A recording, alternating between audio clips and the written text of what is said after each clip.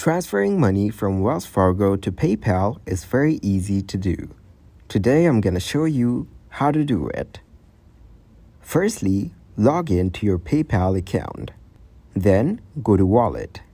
Next, click on Link a bank account, debit card or credit card. After that, choose Link a bank account. Here select Wells Fargo from the list of banks. Now, enter your Wells Fargo online banking username and password. Lastly, follow the on-screen instructions to link your account. Before initiating any transfer, ensure that you have linked the correct Wells Fargo account to your PayPal account and double-check the accuracy of the provided information. Be aware of any fees associated with the transfer, and remember that the processing times may vary.